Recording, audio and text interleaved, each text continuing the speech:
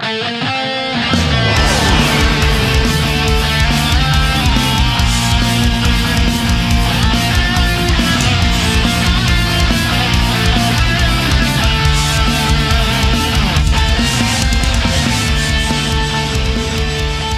buenas, bienvenidos a Occidental Image y hoy estamos aquí para hablar de Asbestas, película española del director Rodrigo Sorogoyen, que tenía muchas ganas de comentar, básicamente porque tenía muchas ganas de ver la película. Al final he podido hacerlo, claro, he tenido que esperar, me ha costado porque no vivo en España, pero ya me andaba yo con ganas porque soy muy fan de este director, es uno de los mejores directores españoles que hay en la actualidad. También la guionista que suele trabajar con él frecuentemente, ¿no? Su gran amiga Isabel Peña, que hace unos trabajos descomunalmente buenos.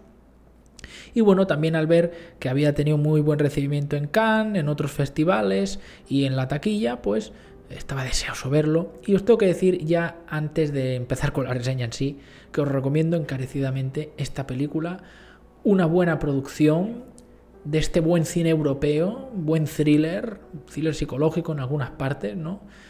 Que no tiene nada que envidiar al mejor cine de los grandes estudios y que con poquitos ingredientes consigue una cinta tremendamente eficiente.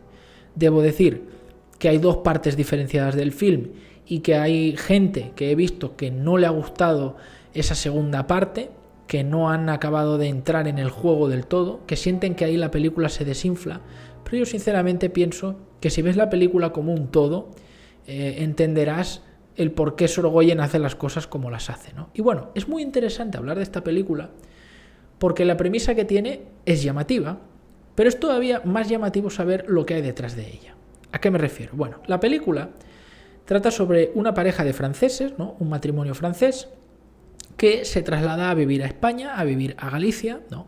Esa parte siempre fresca del norte, por no decir fría, a un pueblo pequeñito, una aldea realmente, un sitio realmente pequeñito, un sitio que no tiene nada, solo habitan ahí, pues eso, los pocos moradores de la zona, y si acaso pues quieres ir a comprar una tienda o algo, pues te tienes que desplazar a una pedanía más grande, ¿vale?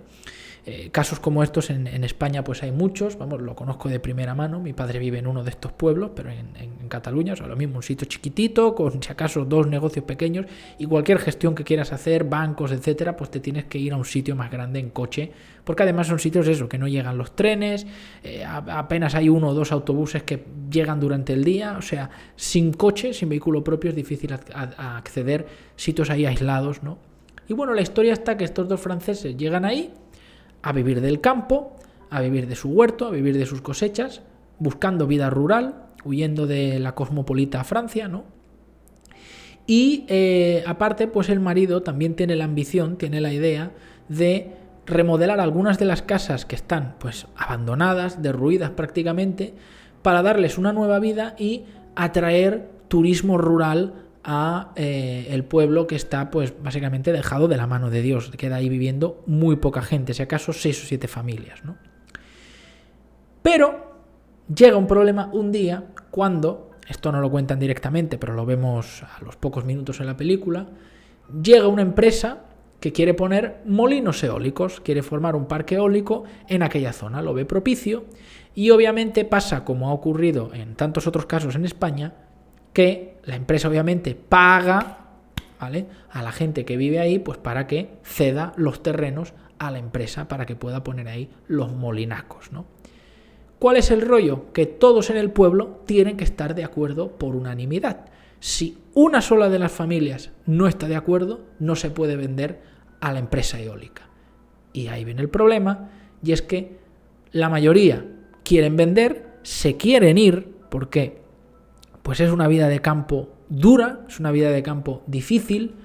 Muchos de los que viven ahí ya son gente mayor, saben que sus hijos, sus descendientes, pues se han ido a las ciudades, se han ido a estudiar a las universidades, a trabajar en las ciudades, ya no quieren saber nada de la vida de campo, es decir, eso al final van a ser problemas el día de mañana para sus herederos. Se quieren largar, agarrar el dinero y buscarse la vida en otra parte, pero hay 2 o 3 que no están de acuerdo con vender y se niegan a hacer un acuerdo con la empresa eólica. Entre ellos, el matrimonio francés, sobre todo el marido. Y esto desata una tensión, un clima de crispación muy tenso dentro del pueblo, al punto que llega a haber un verdadero acoso de los rurales contra el francés, básicamente por eso, por ser francés, una especie de xenofobia, pero no desde el punto de vista de que eres de fuera o algo racial, sino en el sentido de que, claro, acabas de llegar ahí, como aquel que dice, llevas muy poco tiempo y ya, como has tenido una casa, como has comprado una casa aquí, el hombre, el francés, resulta que solo veraneaba cuando era pequeño ahí, pues tenía familia ahí, pues resulta que, claro, ya tienes derecho de voto como las otras familias que son de generaciones, ¿no? Es como de tú, ¿por qué vas a tener el mismo derecho que nosotros si llevas aquí nada más que 2 días, ¿no? Eso se les hace injusto. Pero claro, como las cosas no pueden ir por las buenas, pues la presión va a venir por las malas. Y la cosa va a ir escalando, y va a ir escalando, y va a ir escalando. Ya por la premisa os daréis cuenta que la película tiene muchos paralelismos con estas cintas donde el agente externo se ve acosado y perseguido por el colectivo que vive en un lugar, ¿no?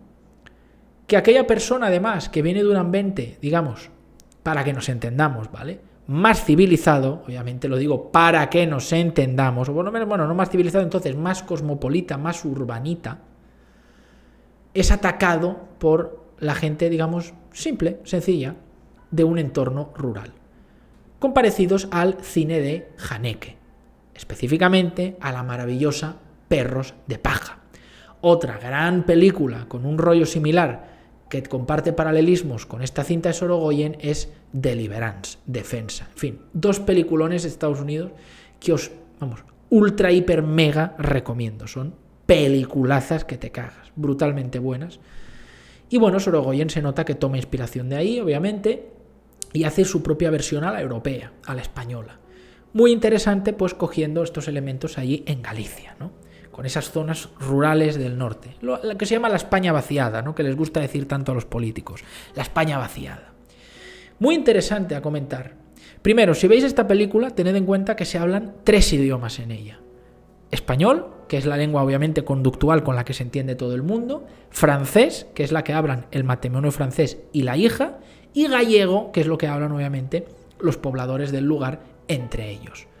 Eso quiere decir que si la encontráis os aseguréis de poner subtítulos, porque a menos que seáis gallegos que además hablan francés y español, o sea, a menos que conozcáis los 3 idiomas, hay muchas cosas que no las vais a entender ni por contexto, ¿vale?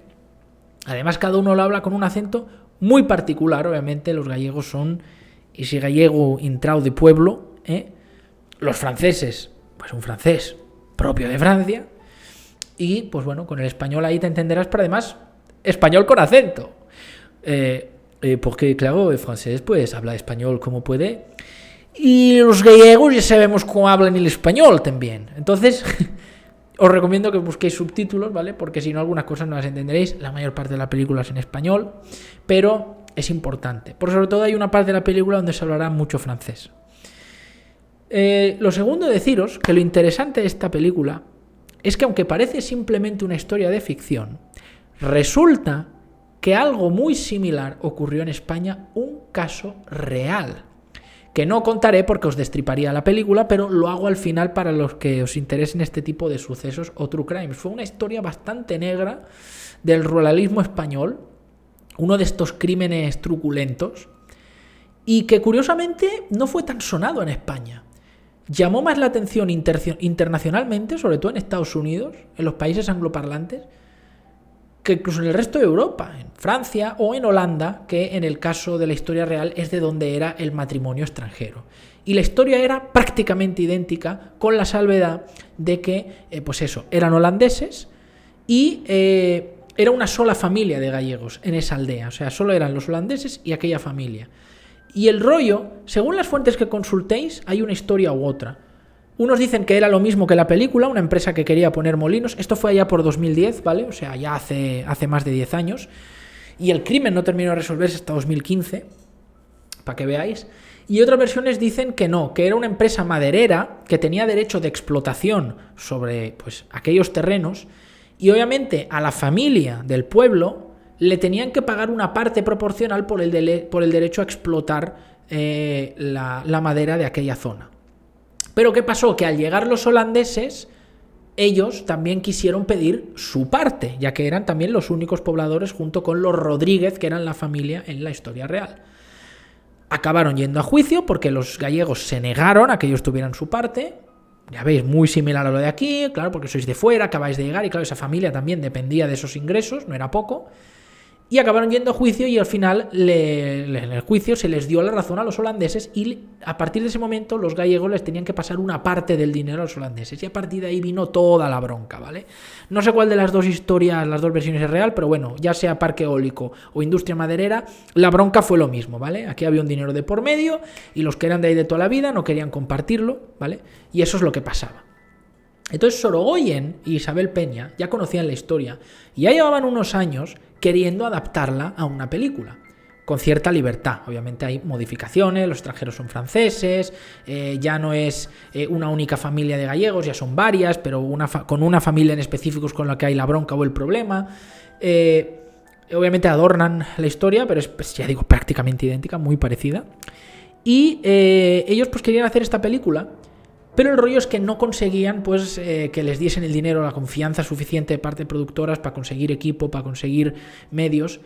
Y entonces cuando ya vinieron ciertos éxitos, la película El Reino, la serie Antidisturbios, etcétera, etcétera, ¿no? Ya pasando 2013 que empezó Sorogoyen a despuntar con aquella de Stockholm, una película interesante, pues ya finalmente, este pasado año 2022, consiguieron pues ya vía libre, libertad creativa para hacer esta película que ellos querían hacer. Y aquí está. Y se nota que es una historia que personalmente a ellos dos, tanto a Isabel Peña como a Rodrigo Sorogoyen, les interesaba hacer. Y obviamente al inspirarse en un caso de true crime y además en España, pues llama la atención, ¿no? La cuestión está que, bueno, además también en la película tenemos, aparte de la siempre excelente labor técnica de Sorogoyen dirigiendo, fijaos en esa escena introductoria, es de un aire malsano, de que algo malo está por venir, increíble, ¿no? Simplemente es una toma de caballos, es decir, como los lugareños, ¿vale? Van a por caballos salvajes y los capturan y los someten, ¿no? Nada más. Y este hecho va a ser definitorio para una cosa que va a pasar en la película, ¿no? Bueno, pues aparte de la eficiencia técnica de Sorogoyen, tenemos el maravilloso, brutal, ¿qué voy a decir? Guión de Isabel Peña, también una de las mejores guionistas. Es que, joder, se han juntado aquí, vamos, la dicha y la gloria, ¿no? Sorogoyen y Isabel hacen un equipo tremendo. Además que también tenemos muy buenas caras en el reparto.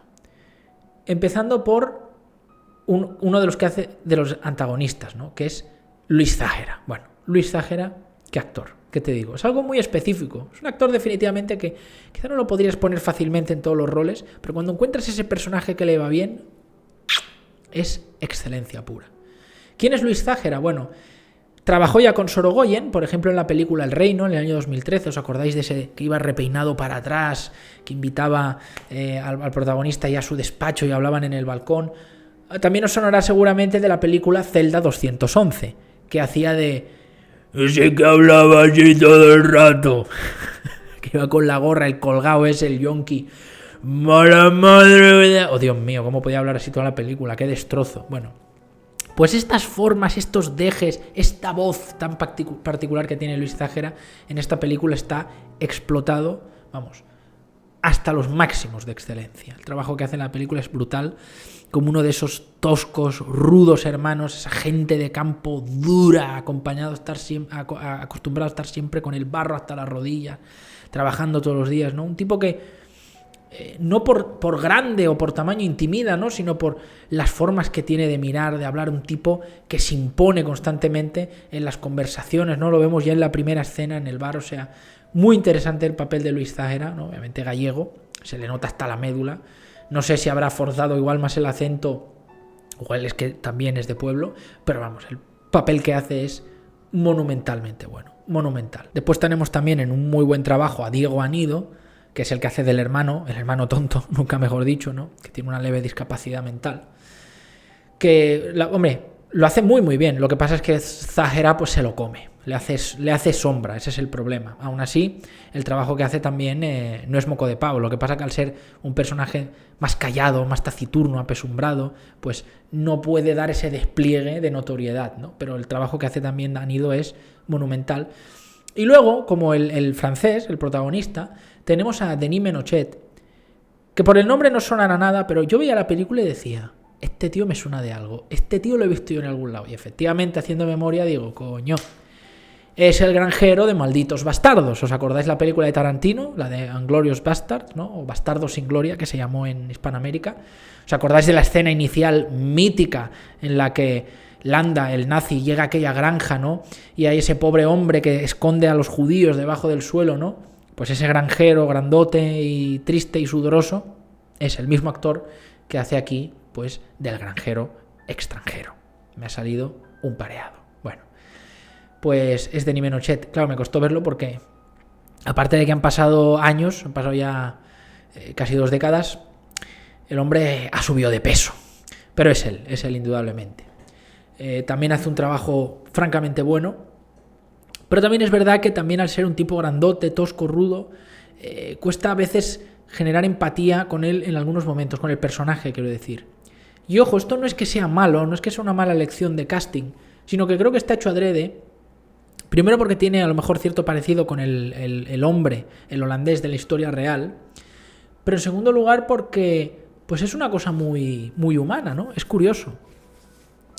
Siempre en una película, si quieres poner a algún personaje para que sea percibido como frágil y que te dé lástima y que te dé apuro que no le hagan daño o salvarlo, el truco fácil es apelar al instinto humano. Y por instinto humano hay como una escala de prioridades.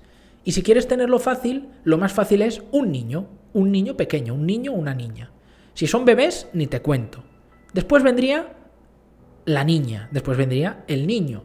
Y ya después puedes meter o ancianos, a gente muy mayor, o a mujeres. Pero siempre el que menos pena va a dar, el que menos ímpetu de salvarle va a tener, con el que es más difícil también generar empatía, la mayoría de las veces, ya digo, de media, pero simplemente por cómo somos los humanos, son los hombres adultos. Somos desechables, es así, siempre ha sido así, por mera genética, por mera biología, me refiero. Y aún en el mundo de hoy, con igualdad, con tantas facilidades y comodidades que disipan ya pues la necesidad de esa naturaleza humana primigenia para sobrevivir, seguimos teniendo al hombre como desechable. Incluso nosotros mismos, nosotros como hombres. A mí no me daría pena irme con otro tío adulto y soltarle 2 hostias si me hace enfadar. Pero si fuera una mujer, obviamente dices, hombre, no. Obviamente, lógicamente. ¿Por qué? Porque estás por encima. Es más frágil, es más débil. Dices, hombre, no. Bueno, a no ser que me enganche Ronda Rousey o alguna de estas, que a lo mejor me desencaja la mandíbula de un jab, pues sí, obviamente, pues no. Es algo humano. Entonces, si encima es un hombre, y encima es un hombre grande y rudo y grandote y fuerte, como Denis Ménochet en esta película, cuesta más. Y es una cosa curiosa. Porque si al final no apelamos a igualdad y todo el rollo, los que de verdad defendemos la igualdad, no estos hembristas o feministas o supremacistas del género, no, los que realmente vamos por la igualdad, pues a veces caemos incluso en esa propia trampa, que al final hay programación biológica que no puedes eliminar. Y un tipo, porque sea grande, porque sea fuerte o porque sea joven o sea un hombre, no quiere decir que no pueda sufrir, no quiere decir que no necesite ayuda o que se le pueda tener lástima por algo malo que le pase. Y es raro, además te impacta mucho cuando ves a una persona con estas características llorar. Obvio, lógico, porque no lo percibimos como algo susceptible de ser débil o que necesite defensa o protección, ¿no? Es normal. Entonces, en ese sentido, entiendo que puede parecer un error, pero yo creo que está ahí por algo, como diciendo, bueno, ¿y qué tiene que ver que el hombre sea un tiarrón o lo que tú quieras y que pueda soltarte 2 hostias y te desmonte? Aún así es un hombre que está sufriendo, que está siendo acosado, que está siendo acorralado y nadie le hace caso, ¿no? Que la policía pasa de ellos, la Guardia Civil es lo que hay, ¿no? En la película, como fue en la historia real, que esto es lo más llamativo. Son cosas de vecinos, venga, arréglense, que son muy pocos viviendo aquí, tienen que llevarse bien. Es que esto considerarlo como una amenaza, pues claro, es muy difícil de demostrar. Es que el hombre está bebido, ya sabemos cómo es, el otro tiene una discapacidad intelectual, no hay que tomarle muy en serio. Y por aquí por allá rebajamos, ¿no? Habráse visto, si hubieran sido, pues a lo mejor, una chica que estaba ahí sola, o hubiera sido solo la mujer, a ver si la cosa se tomaba tan a la ligera, ¿no? O sea, las cosas son así. Y para aquí y para allá, técnicamente la película, muy bien. Ya digo, 2 actos muy diferenciados, pero una cinta que os recomiendo encarecidamente. Obviamente no te digo que sea tan buena pues como Deliverance o como Perros de paja, pero joder, es una muy digna sucesora espiritual de estas películas y vamos, un muy digno trabajo de Sorogoyen. Es verdad que prefiero otras de él, como por ejemplo El Reino, que podría ser fácilmente de lo mejor que tiene, pero vamos, que la película está muy muy bien. O sea, es también además una película similar, pues por ejemplo, con La Isla Mínima, estas películas, ¿no? Estos thrillers sombríos que muestran esa otra cara de España, la España rural, la España escondida, ¿no? Lejos de la cosmovisión que siempre suele haber en el cine de que todo es Madrid, Valencia o Barcelona, que parece que no hay más ciudades, ¿no? O si acaso, si me apuras, pues Sevilla o Granada, o sea, es así. Y muestra ese otro lado no tan bonito, no tan amable, ¿no? Estas cosas que se atreven, pues ya digo, solo estas películas, La Isla Mínima, el Grupo 7, etcétera, ¿no? La recomiendo encarecidamente, una película de notable altísimo, un 8,5 desde luego. Muy, muy buena película por los 4 costados. Me ha gustado muchísimo. Y además decir que Sorogoyen es un director que hay que apreciar porque a pesar de que está, digamos, en todo el mainstream de actores, actrices, directores, es decir, todo el colegueo que hay en España de enchufados a la mamandurria, que al final es como va el cine en España, directo de subvención, porque casi nada de lo que se produce es rentable, vamos, no recuperan ni la inversión la mayoría. Pues a pesar de estar ahí, Sorogoyen, oye, yo no sé qué será, si es que cae en gracia, si es que tiene a alguien pillado de los huevos, o es que simplemente el tipo es hábil, pero siempre mete el dedico en temas que en España no se atreve casi nadie a tocar. A lo mejor lo hace de forma velada, pero lo hace. Tanto él como Isabel Peña, que al final es su guionista de confianza. Y ya no es la primera vez, ya digo, lo del Reino fue tela. O sea, le tiró de lleno a la partitocracia, a la política española en la frente. Obviamente no dijo nombres y tal. Y obviamente por ciertos elementos de la temática veías que iba relacionado con la trama de corrupción del PP en aquel momento, que era el gobierno que estaba, el partido que estaba en el gobierno en esa instancia, pero vamos, que es que lo que ves lo puedes aplicar a cualquier partido, sobre todo a los grandes, PP y PSOE, es, vamos, the bread of every day, el pan de cada día. Fue una película que tuvo sus cosas, luego además ya van 2 veces que Sorogoyen mete en sus películas a un personaje que comparte muchas características con una persona que los españoles, obviamente, sobre todo últimamente, este último año, hemos oído bastante su nombre, ¿no? Que es Villarejo. Si os fijáis en El Reino, ese señor de la boina, con gafas, viejito, que acompaña al protagonista, sobre todo al final de la película, ¿a quién se parece? Y en la serie de Antidisturbios, aquel hombre, también con gafas, la barbita, viejito, medio gordito, con la boina, que va a ayudar al equipo de Antidisturbios a crear una manipulación de pruebas para que se libren del fiasco judicial, ¿a quién se parece? Además creo que están interpretados por el mismo actor. Entonces, ya digo, le gusta tocar un poco ahí lo que viene siendo la zona escrotal de temas que son impopulares de mencionar en voz alta, porque afecta a los intereses de unas personas. Y en esta película tú dirás, bueno, si esto es un thriller rural y tal, sí, pero ojo, porque el tema de los molinos de viento, el tema de los parques eólicos, esto de las energías renovables, la tiza duro, también Sorogoyen en esta película. Esto hace muchos años se va vendiendo como que es la quinta esencia de la energía, la panacea. Anda que no ha habido dueños de terrenos, agricultores, ganaderos, que han vendido sus tierras y sus posesiones para que se hagan campos de placas solares y de molinos de viento. Y te lo está vendiendo como que esto es súper verde, muy ecologista, muy respetuoso con el medio ambiente, no hay residuos, no hay tal. Es como de... Claro. Las placas, vamos, se hacen de la energía del corazón. No es como que venga de un montón de elementos raros y minerales extraños que se extraen en minas en el culo del mundo, que los trae gente en condiciones de explotación absoluta, que además producirlos es carísimo y súper contaminante, y luego la vida útil de esas placas sea una puta mierda, especialmente teniendo en cuenta la poca capacidad productiva de energía que tienen, aun estando en España, que es obviamente el parque solar perfecto, que ese es el plan que hay. Bueno, es que es eso, ese es el plan que hay desde la Unión Europea, convertir España en un solar de placas y molinos, que que además luego el mantenimiento es la guasa. Porque obviamente si se entela, si se ensucia de polvo o lo que sea la placa, pierde eficiencia energética. Hay que estar limpiando eso. Tiene un mantenimiento especial, no simplemente hacer así y ya está limpia. Luego, como te caiga una granizada o cualquier mierda desde el aire, adiós placa, hay que cambiarlo todo. No se puede decir, venga, le pongo un parche. No. Luego, todas esas zonas donde se ponen los molinos y las placas, ¿qué os creéis? ¿Que después se puede cultivar igual? No, esterilizas el suelo. Y lo de los molinos lo mismo. Primero, el ruido de 3 par de cojones que hacen. Yo no sé si os habéis acercado alguna vez a esos molinos, pero aquí donde vivo yo, en la carretera a la playa de Progreso, hay un parque eólico también aquí en Yucatán y vamos, cuando los ves de cerca, bajito no suenan cuando están girando y son muy grandes. ¿Vosotros sabéis además el puto boquete que hay que hacer en el suelo para poner esa mierda? ¿Qué os pensáis? ¿Que viene una grúa, hace así, lo pone y brotan las florecillas por al lado? No. Hay que terraformar eso, hay que hacer un pedazo de cráter monumental. La gente no se hace idea, porque siempre ve además los molinos a lo lejos y dice, mira cómo giran. No. Son bastante grandotes y altos. Luego lo mismo, ese suelo a tomar por culo.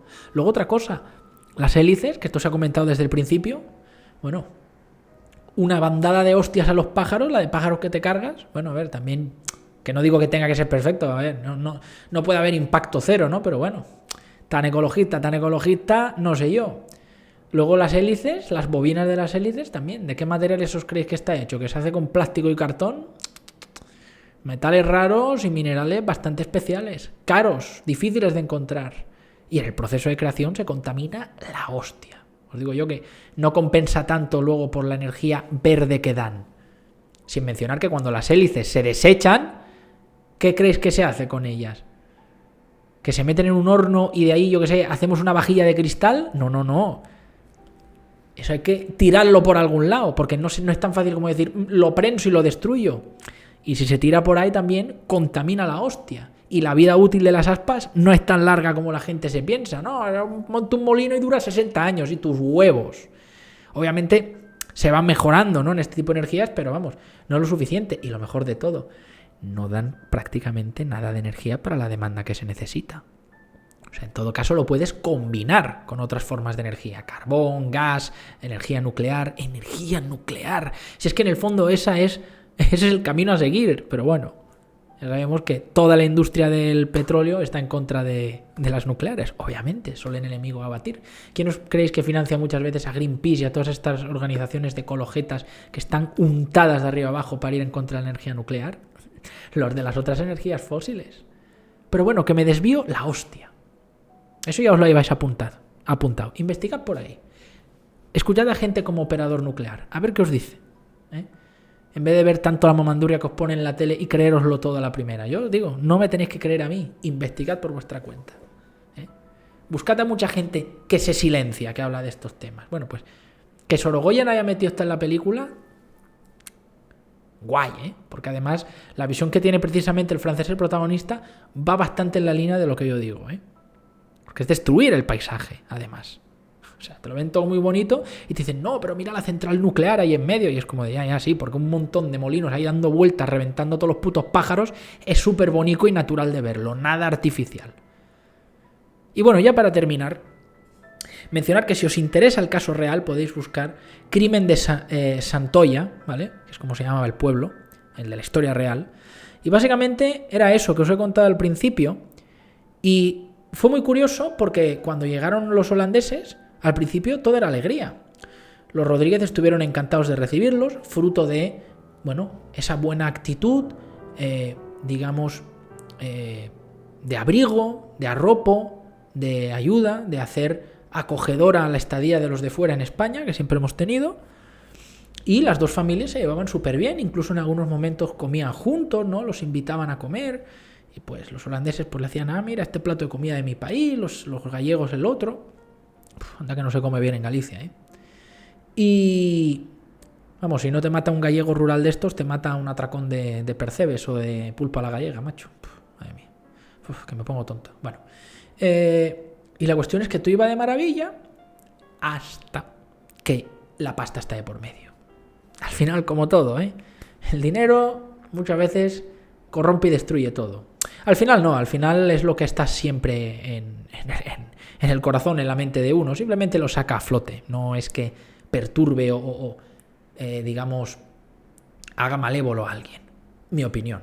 Simplemente saca verdaderamente lo que tienes dentro y lo que tienes construido tú como persona. Y ahí empezaron las disputas. Y las disputas no solo empezaron por ya no te invito a mi casa y ya no te saludo cuando paso por delante de tu finca, sino que empezaron con amenazas, insultos y hacer guarrerías. Un día te levantas y te han roto una cerca. Otro día te levantas y te han pintado algo por ahí. Y así para allá, ¿no? Y claro, obviamente los holandeses estaban en minoría. Primero eran de fuera. Y eso al final, por mucho que digas, no, España, un país civilizado, sí, bueno, ya. Al final eres el de fuera. Siempre tienes las de perder. Siempre hay más cierto grado de hostilidad porque, pues, por simple gregarismo, por tribalismo, te juntas con lo que es más cercano a ti. Y los otros de la zona o las autoridades, pues harían lo mismo. Son cosas de vecinos, minimizando. Al tal punto llegó la persecución que sufría este hombre, que el holandés, al igual que se muestra en la película, empezó a grabar y a registrar en un diario todo lo que le hacían. Pero el hombre además se llegó a emparanoiar por completo. Vivía completamente obsesionado con la idea de que a él le iban a hacer algo o lo iban a matar. Pero era una de estas cosas tan remotas que al final dices, bueno, eso no me lo creo, ¿no? Además sería tan obvio, digamos, son los únicos con los que tenemos una bronca, las autoridades lo saben, yo lo documento todo y además el hombre incluso contactó a medios, ¿no? En su momento se habló del tema, pero claro, vuelvo a lo mismo, eres el de fuera hablando en contra de gente de aquí. Por eso yo creo que donde más bombo se le dio fue en medios extranjeros, ¿no? Especialmente en Reino Unido y Estados Unidos. Fue un tema que se siguió por algún tiempo y el hombre estaba obsesionado de que algo le iba a pasar. La mujer, pues su mujer también con él hubo cierto distanciamiento, hubo cierto problema, porque claro, pues como pasa en la película, la mujer le dice, oye, pues vámonos, tal. Puede que eso sucediera. Y bueno, llega un día, en 2010, que el hombre desaparece. ¿Vale? El hombre sale con el coche y no vuelve a casa. Y la mujer dice, algo le ha pasado, algo le han hecho. Vamos, quieres pensar, bueno, se habrá caído por un barranco, le ha atacado un jabalí o un lobo le ha mordido el culo. Pero vamos, algo muy remoto. Vamos, yo la tendría clara también como la mujer. Pero no había pruebas. No había pruebas básicamente porque no se supo dónde acabó el hombre, no se encontró cuerpo ni nada. Y la mujer estaba segurísima que, claro, obviamente habían sido ellos. Y la cosa continuó. Hasta que pasa el tiempo, pasaron casi 5 años, casi un lustro, que se resolvió el crimen. Porque ya digo, la policía hizo batidas, miró por aquí y por allá, pero nada. Tampoco sé hasta qué punto se lo tomaron en serio.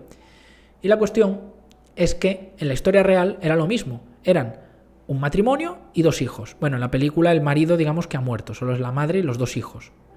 Pero la historia real era lo mismo. Y uno de los 2 hijos, como en la película, también tenía una discapacidad mental. En la película dicen que, bueno, por algo que le pasó con los caballos, no sé si fue un susto de pequeño o un golpe, no sabemos el qué, a lo mejor se llevó una coz en la sien. En la historia real, pues el hombre tenía una discapacidad cognitiva que, como lo describían los que le conocían, era como si fuera un niño de 10 años. Es decir, una persona que básicamente no se puede casi que ni bailar por sí misma, ¿no? Ahí porque estaba en su entorno con su familia, en un ambiente rural que, ya digo, en esa aldea solo eran 2 familias, los Rodríguez, los gallegos y los holandeses. Y si no estuvieran los holandeses, solo estaban ellos.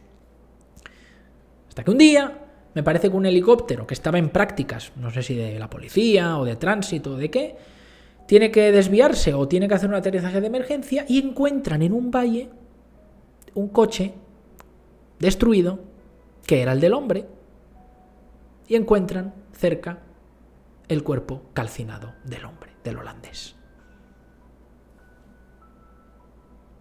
Así que a partir de aquí ya sabes que esto no ha sido un accidente.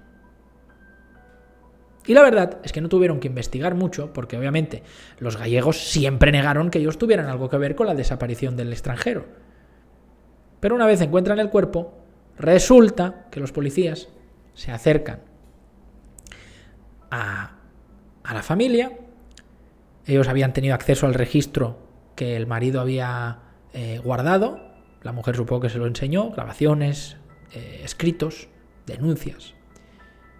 Y van a por el hermano que tenía la discapacidad.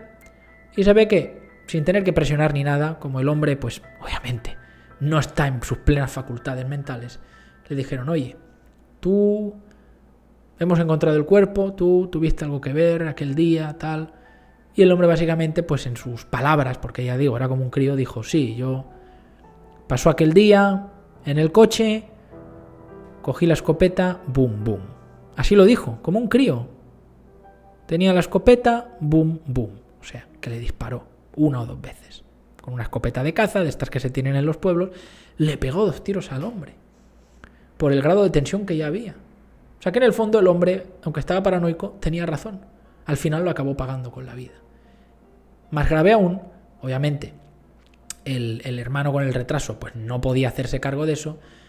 Habló con su otro hermano, el que sí estaba bien, y qué curioso, el hermano obviamente pues se encubrió a su hermano pequeño y es el que le ayudó a llevarse el coche, tirarlo por ahí y esconder, destrozar las pruebas, no quemar el cuerpo. Pero parece que no les acabó saliendo bien, no sé si también por el frío, nevadas, lluvia, y bueno, al final al hombre, al que tenía la discapacidad, lo acabaron condenando a pesar de su condición mental. Me parece que salió hace poco o le queda ya poquito para volver a la cárcel. Al hermano que fue cómplice también lo condenaron unos años, pero un poco menos. Y bueno, básicamente les condenaron a la familia gallega a pagar una indemnización a la viuda, obviamente por el asesinato del hombre. Y además se les condenó a, me parece, ya digo, esto depende de la fuente que consultéis, a no poder volver al pueblo en 10 o 20 años, una cosa así.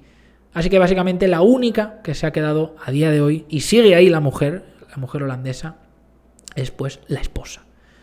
Recuperó los restos de su marido, menos mal, y le pudo dar digna sepultura en el improvisado cementerio que hay allí en la aldea. Y la mujer sigue ahí con la cabeza muy alta, porque ella siempre lo dice, si yo me voy es como si ellos hubieran ganado, ¿no? Y eso no es lo que mi marido hubiera querido. Y esa es la historia, sombría, trágica, de hasta dónde llega el ser humano, y es básicamente muy parecido a lo que retrata Sorogoyen aquí. En fin, espero que os haya gustado esta completísima reseña, me dejáis un like, compartid el vídeo y nos vemos en la próxima.